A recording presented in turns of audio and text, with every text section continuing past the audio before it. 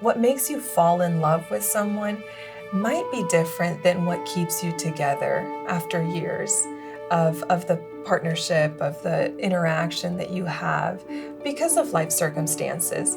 However, highlighting what made you fall in love throughout those times, throughout that period of your life where transitions happen and challenges, you experience challenges, can be the thing that goes maybe from falling in love to continuing in love.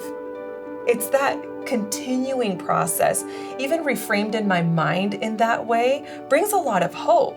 I don't have to fall out of love. And then now we're sitting here together after years of marriage.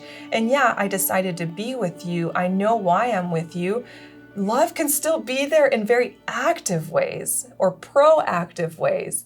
And so highlighting that, privileging that, going back to those elements in those points of struggle or continuously throughout the relationship can be what makes the difference of falling in love, being in love, and continuing in love.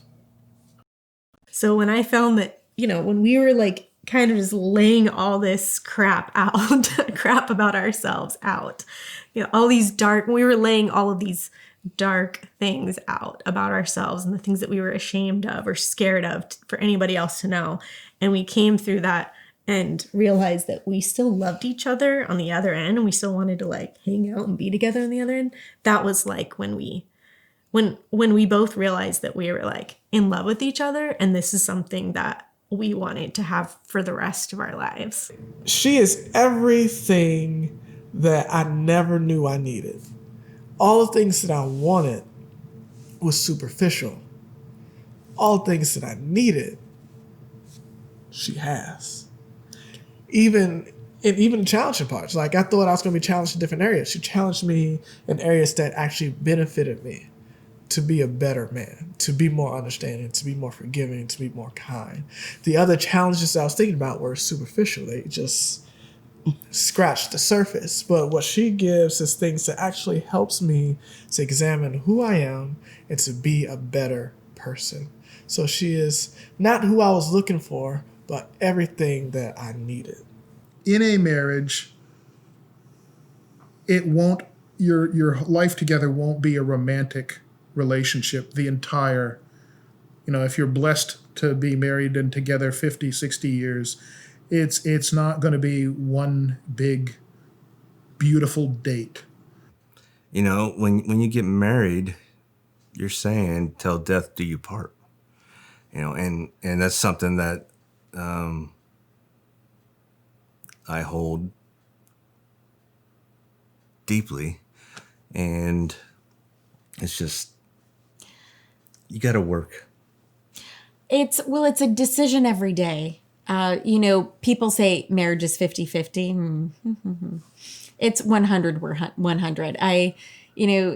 This sounds terrible, but it's dying to yourself, the selfishness every day and consciously choosing the well-being and the consideration of another human being. So I'm able to accommodate, which is really one of the things that you need to do.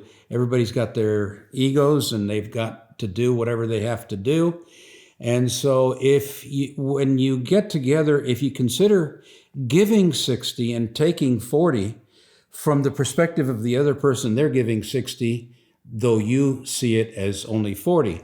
And somewhere in the middle there is where you end up. And it's about accommodating, and it's about being with each other and getting used to different idiosyncrasies, different styles, different kinds of things. So when you're young and you get married, it's about growing together. And when you're older and get married, it's about taking all of that growing and accommodating it to your partner. I think the best way to spot whether you're truly in love and that this is the person you're with is sometimes going through the hard times. And that really kind of tells you that's the person that's going to be there for you, whether it's good or bad.